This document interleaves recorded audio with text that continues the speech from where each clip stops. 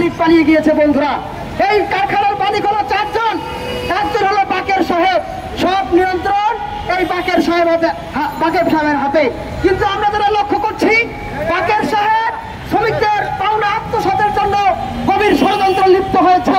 এই খবর জানার পরে শ্রমিকরা বিক্ষোভে নেমেছে। সংগ্রামী বন্ধুরা, আজকে সাংবাদিক বন্ধুদের মাধ্যমে বলতে চাই যে এই মালিক দীর্ঘদিন যাবৎ পালিয়ে রয়েছে, শ্রমিকদের রাজপথে রেখে অসন্তোষ তৈরি করছে।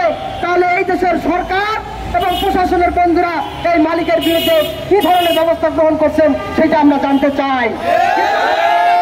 বহুবার আমরা জানতে চেয়েছি, কিন্তু আমাদেরকে বলা হয় নাই। মিটিং এর নামে সিটিং করা হচ্ছে, বারবার শুধু মিটিং করে তারিখ দেওয়া হচ্ছে, সেই তারিখগুলোতে মালিক পক্ষ উপস্থিত হচ্ছে না।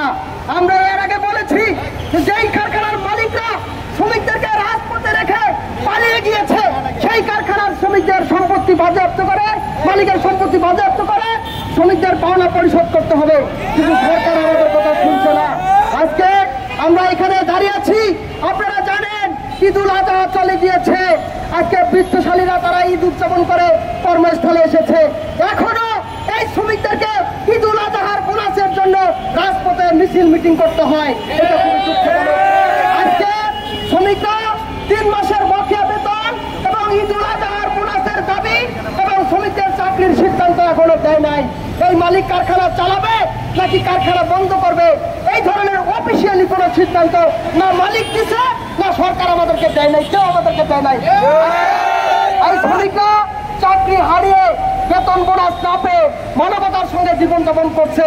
তাই আমরা সরকারকে এর আগে বলেছিলাম যে সরকার আপনারা মিটিং কল করে 4জন মালিক নিয়ে এই শ্রমিকদের সমস্যার সমাধান করে, কিন্তু সরকার কোনো কার্যকর পদক্ষেপ আমরা লক্ষ্য করছি না।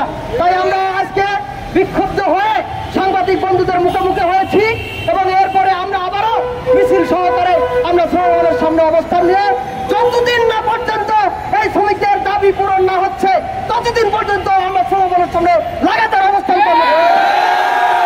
আমরা কোথায় যাবো বন্ধুরা?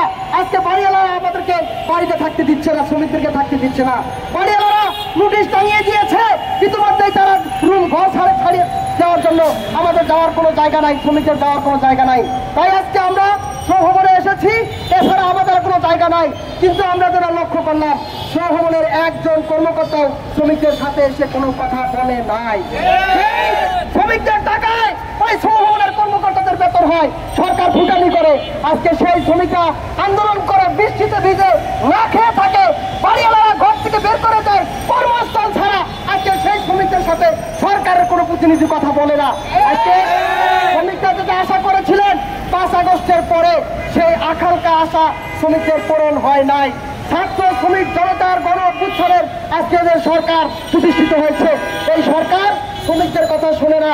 এই সরকার বড় লোকদের পাহারাদার ভূমিকায় আবার অবতীর্ণ হয়েছে বন্ধুরা।